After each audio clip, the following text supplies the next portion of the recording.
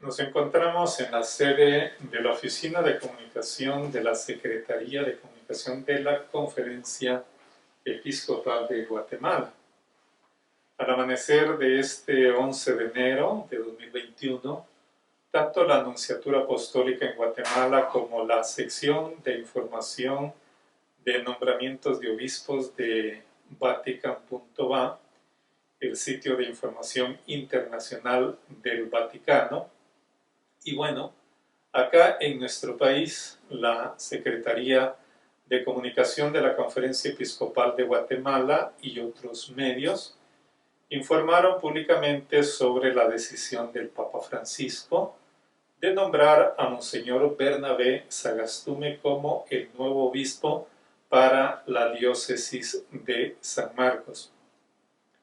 Monseñor Bernabé Sagastume se encuentra con nosotros. Monseñor, bienvenido a esta entrevista y muchas gracias por este tiempo que compartimos con la audiencia. Monseñor, desde el año 2007 usted fue nombrado obispo de la diócesis de Santa Rosa de Lima en el departamento de Santa Rosa. ¿Cómo recibió la noticia de su nombramiento como nuevo obispo para la diócesis de San Marcos? Bueno, en primer lugar, debo decir que fue una gran sorpresa. Después de 13 años de ser obispo de la diócesis de Santa Rosa de Lima, pues fue algo inesperado, y eso incluso hasta otros obispos también lo han resaltado, que como el nuncio no tenía mucho tiempo de venir a Guatemala, pues no esperaban que hubiese nombramientos así tan inmediatos, ¿va? Y para mí también.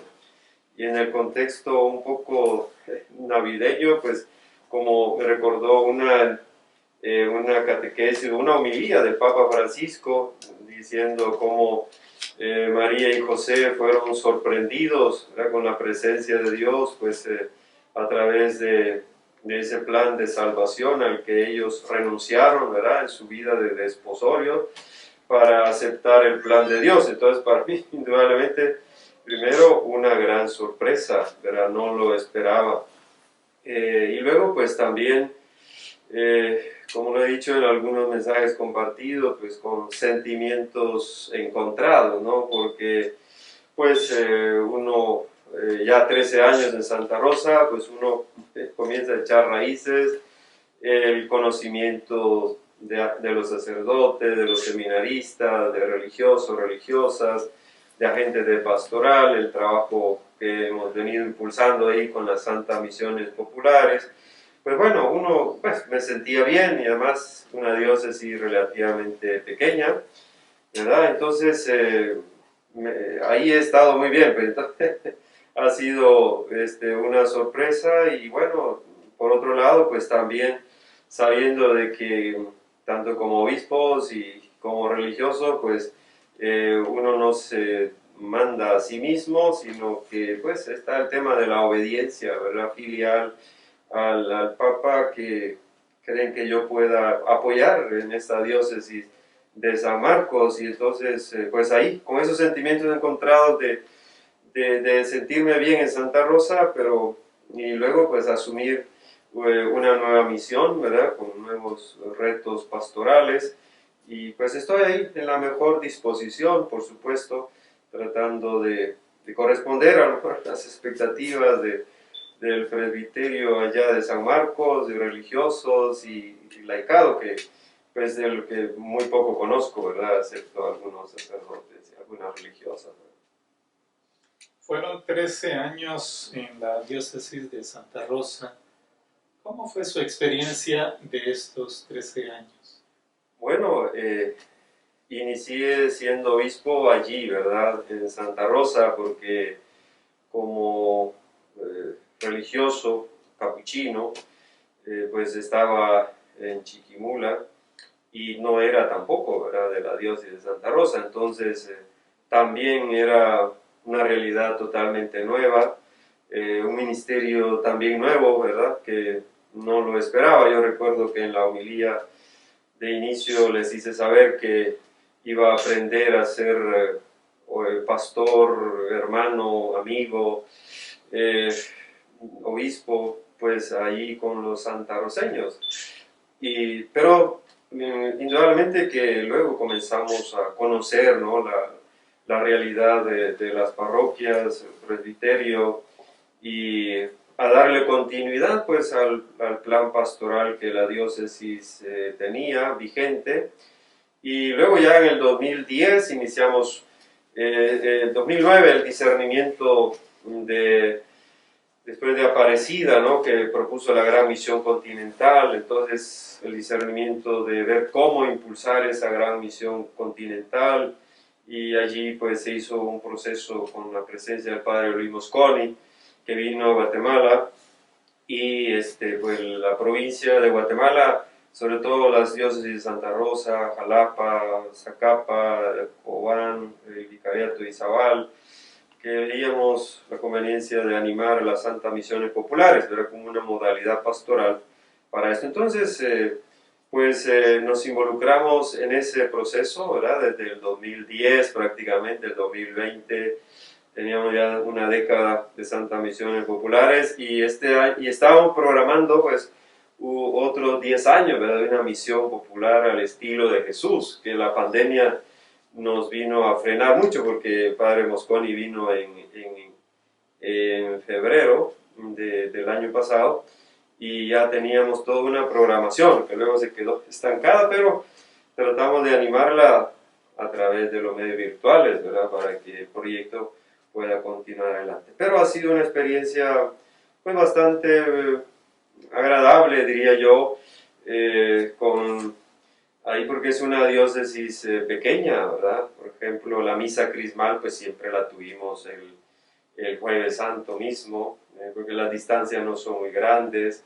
El día domingo yo puedo ir a celebrar una misa a una de las parroquias a las 10 de la mañana y regresar tranquilamente para celebrar la misa a las 6 de la tarde a la catedral, ¿verdad? Las parroquias más grandes, que están como a 2 horas y algo, digo más distantes, 2 horas y algo, ¿no? Entonces no es una distancia muy grande como la que ahora sí me espera en San Marcos, ¿no? Todos tenemos inspiraciones, hay algo que nos impulsa. ¿Qué inspira su episcopado y su labor pastoral, Monseñor?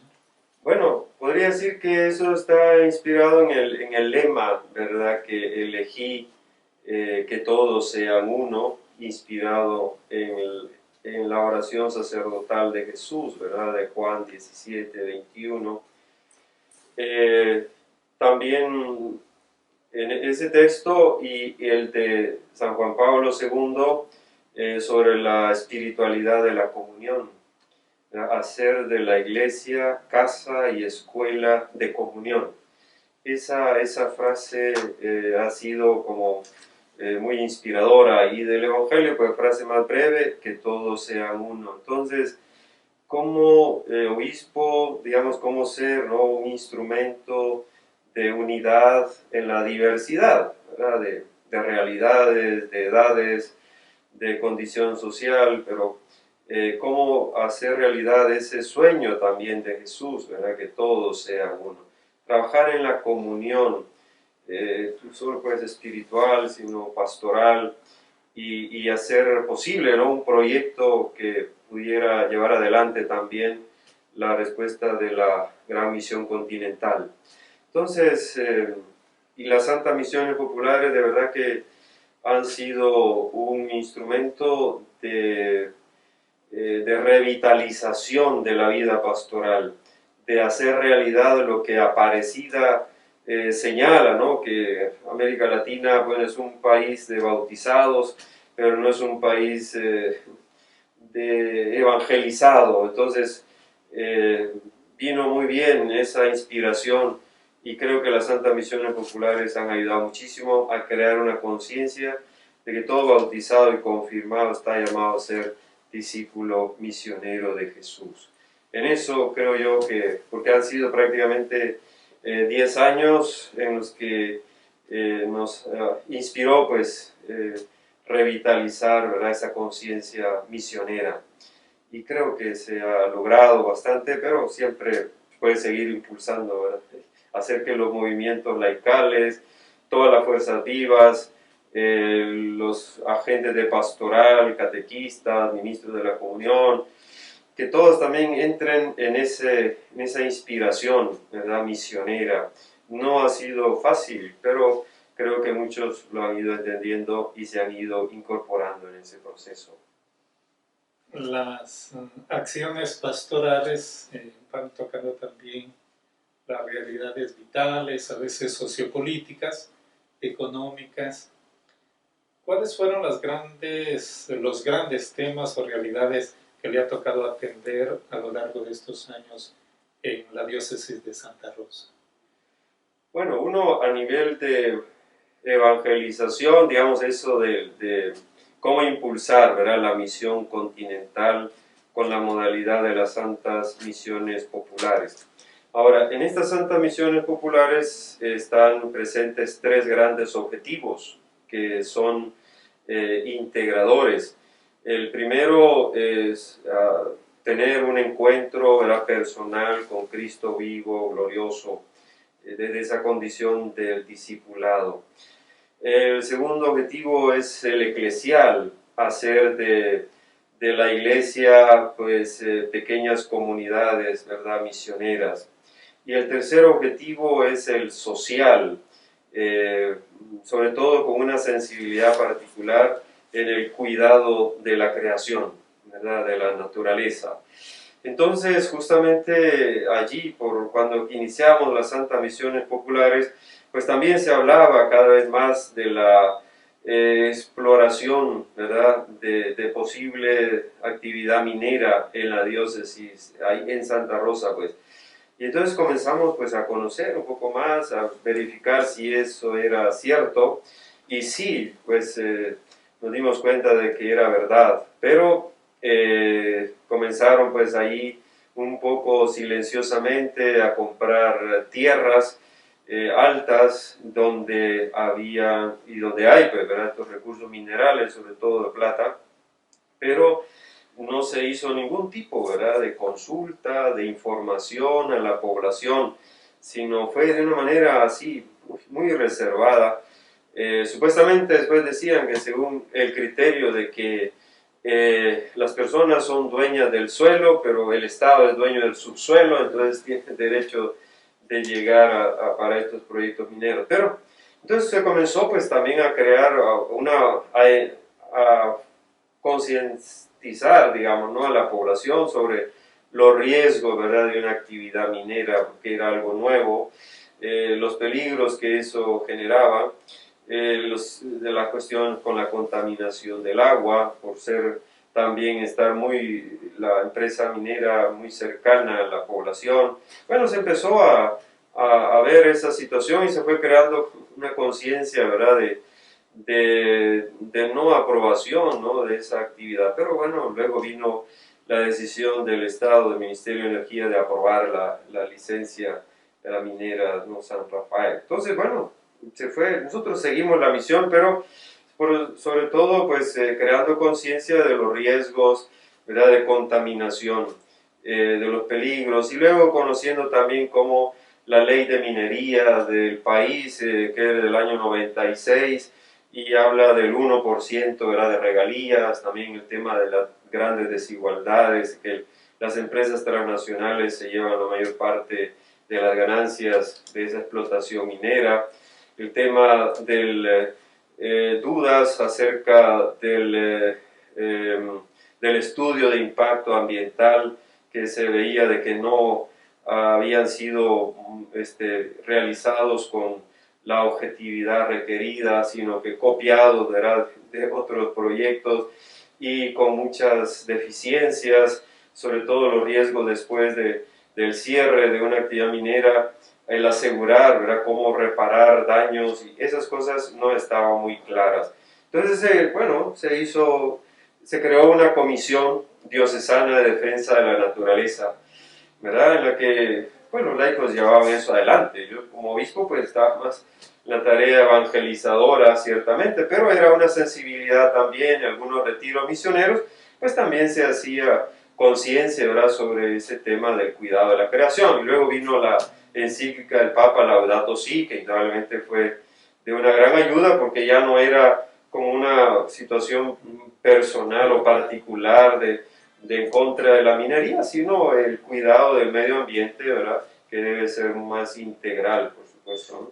Yo diría yo que por ahí, todo el temas difíciles también vividos ahí con desde 2010, 11, 12, Santa Rosa es uno de los departamentos de mayor producción de café, entonces se vino el problema de la roya, ¿verdad?, y pérdidas de cosecha, y después los precios bajos también en los últimos años, que económicamente pues afectó también mucho, ¿verdad?, a la población. ¿Cómo ves la situación de Guatemala desde lo que hemos podido ver en intervenciones en medios de comunicación? Notamos la sensibilidad y la preocupación por estas situaciones que tocan la vida de tantos hermanos y hermanas. ¿Cómo ve la situación nacional en este momento? Bueno, muy difícil, ¿verdad?, muy compleja, porque este año que acaba de concluir, pues con el tema de la pandemia del coronavirus, lamentablemente junto con lo que significó de crisis sanitaria y la crisis económica, la pérdida de trabajo de muchas personas, luego se unió, ¿verdad?, la crisis política, en la que vemos poca voluntad de muchos que están en la vida pública, sobre todo el tema del Congreso, ¿verdad?, que ha sido y es el que menos ha estado a la altura de las exigencias, buscando más intereses particulares y partidistas y no el bien común, ¿verdad? El tema cómo se ha ido alargando la no elección de los magistrados de la Corte Suprema de Justicia, y que se ve que es algo que han postergado y no quieren que se haga. Es decir, una crisis política muy grande del mismo gobierno, ¿verdad?, las serias diferencias entre el presidente y el vicepresidente, pues que eso ciertamente no ayuda a la realidad, pues para hacerle frente más a lo de la pandemia. Afortunadamente, pues también hay que reconocer los esfuerzos, ¿no?, del gobierno, del presidente por ser médico, pues que seguramente una primera etapa que supieron afrontar, ¿verdad?, para evitar un contagio mucho más generalizado. Y todos los proyectos que se implementaron, que se veía pues de una manera como bueno, pero luego vinieron las críticas, ¿verdad?, de que los procedimientos tan tardados para que las ayudas llegaran a las personas necesitadas. Y luego comenzó también ese tema de las dudas acerca de la transparencia en el manejo de las donaciones internacionales para salir adelante de la pandemia. La preocupación por el endeudamiento, ¿verdad?, del país, por los préstamos fuertes que se hicieron y que luego quedó allí, ¿verdad?, un poco como de falta de transparencia, ¿verdad? El Ministerio Público, pues también, ¿no?, que ha hecho mucho de lo que ha podido, pero se ve que hay intereses ahí que interfieren en una aplicación de la justicia, ¿verdad?, pronta y de verdad objetiva. Pues todo eso, ese panorama ciertamente no favorece. Entonces, esto ha hecho que se descuiden los grandes temas y preocupaciones nacionales de la desnutrición infantil, de la pobreza, pues del sistema agrario, el trabajo, bueno, atención, ¿verdad?, del campo. Es decir, ha habido esos grandes temas, el tema de la educación.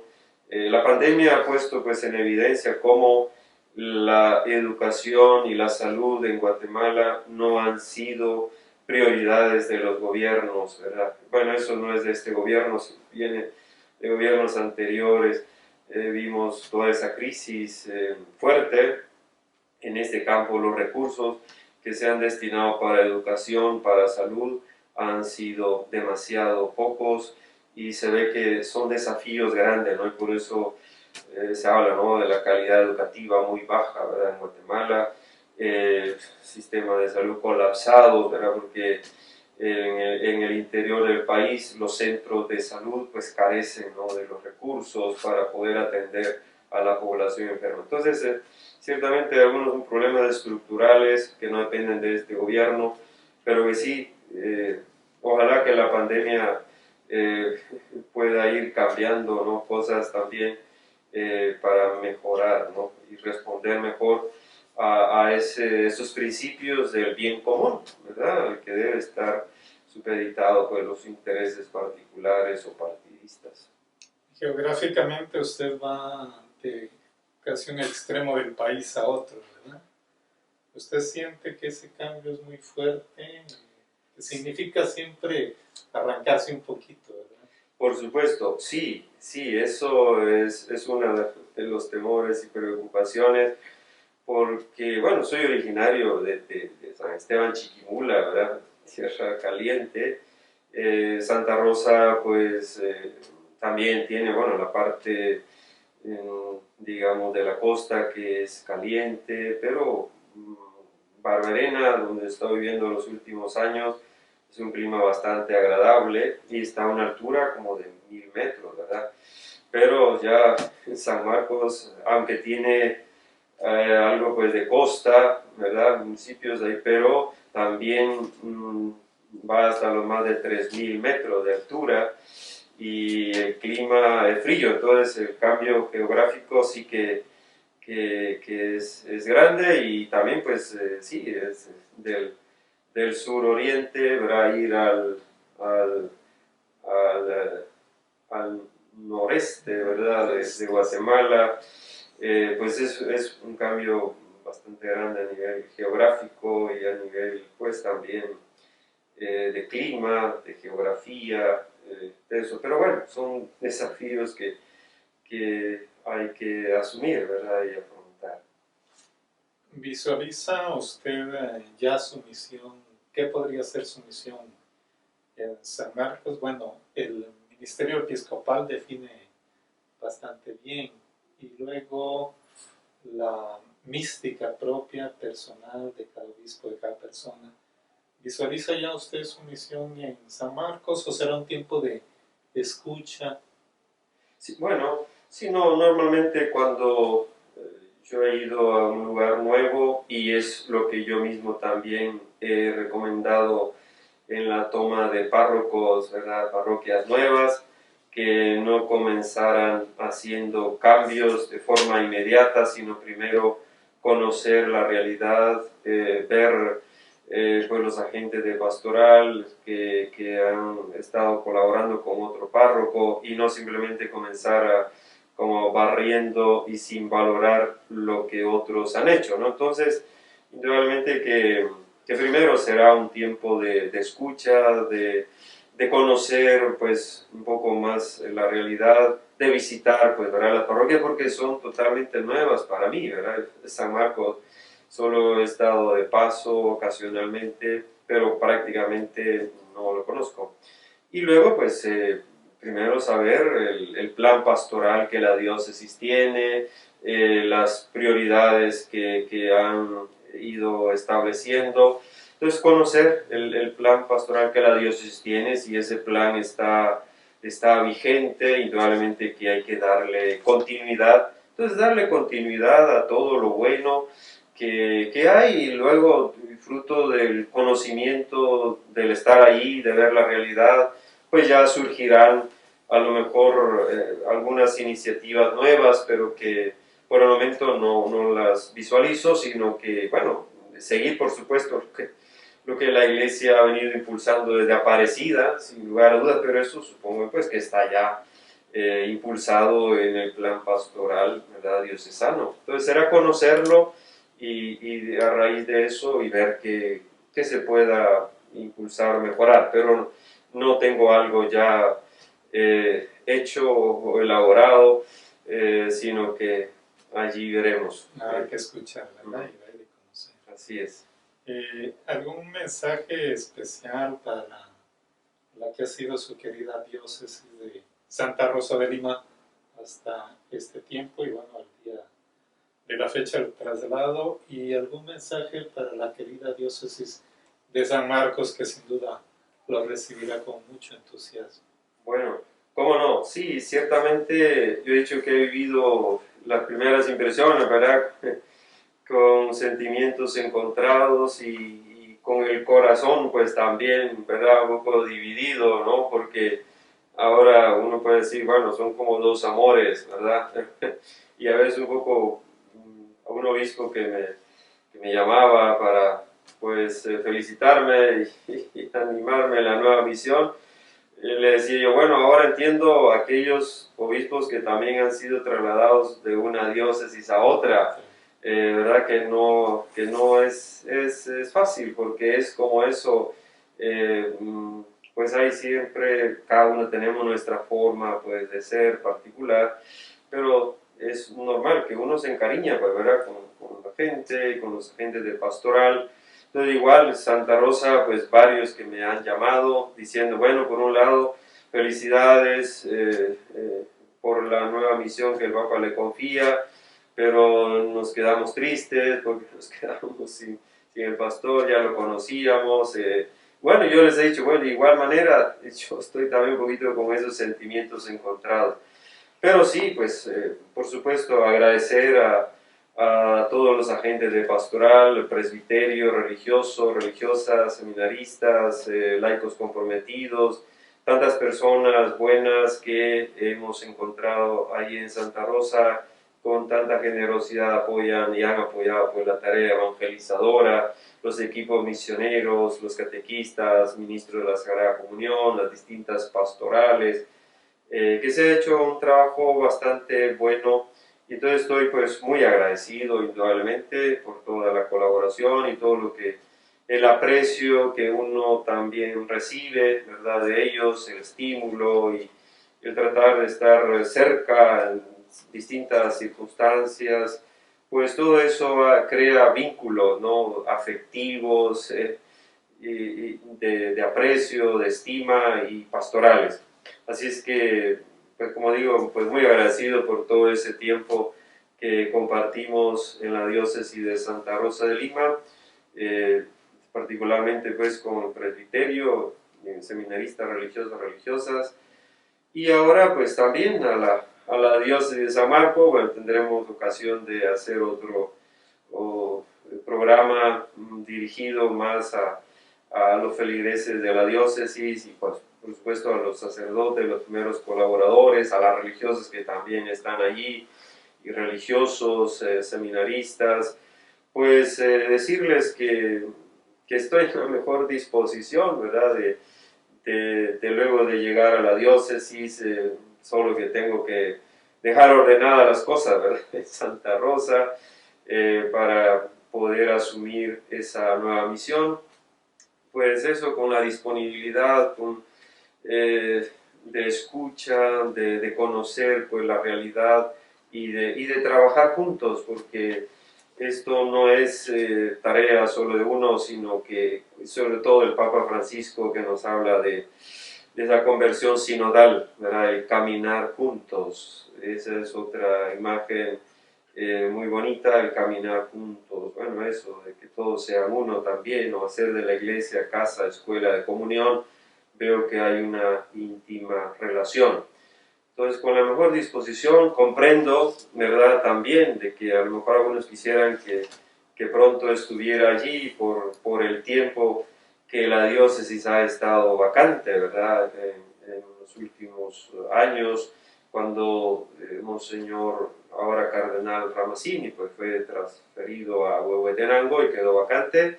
Y luego cuando llegó Monseñor Carlos Trinidad, pues que en paz descanse, que lamentablemente estuvo poco tiempo y estuvo un tiempo enfermo también, ¿no? Y ahora que ya llevan casi 3 años, yo entiendo poco, pues bastante, ¿no? Esa realidad que ha vivido también la diócesis de San Marcos, pero les pido un poco de paciencia, ¿verdad? Para poder llegar con toda la disposición para hacer, pues, darle continuidad a todo lo bueno que también ahí se ha ido impulsando, porque no soy de quienes trabajan así como de borrón y cuenta nueva, ¿no? Ignorando pues todo lo bueno que se ha hecho, sino tomando en cuenta eso, partiendo de eso, y ya veremos qué nuevo pueda seguir impulsándose, pero sobre todo la dimensión de discípulos y misioneros, que sí, pues tenemos que seguir impulsándole y fortaleciendo. Gracias, Monseñor, con sorpresa, pero con mucha generosidad y disponibilidad. Monseñor deja la diócesis de Santa Rosa y emprende su misión en la diócesis de San Marcos. Nosotros le acompañamos, Monseñor, y pedimos a todos acompañarle con nuestra oración y también orar por la diócesis de Santa Rosa y la diócesis de San Marcos. Muchas gracias, Monseñor, por este espacio y esta comunicación que hemos podido establecer en este día.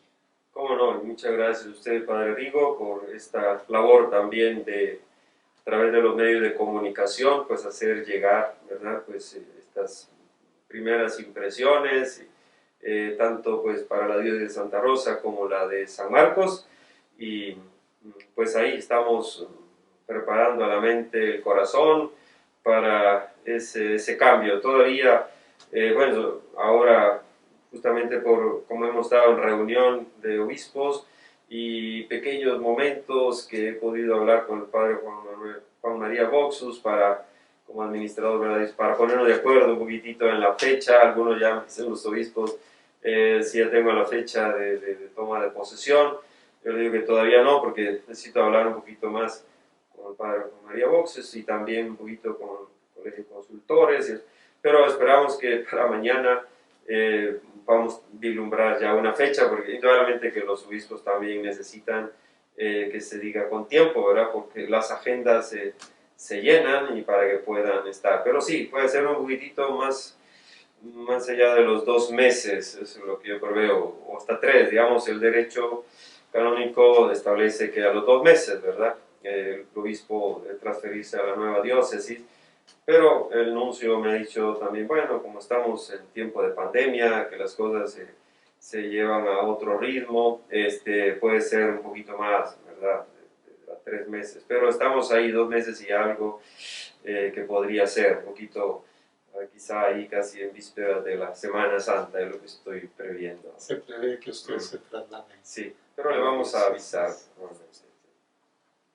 Bien, esta ha sido entonces la entrevista con Monseñor Bernabé Sagastume, nuevo obispo para la diócesis de San Marcos. Muchas gracias a todos ustedes.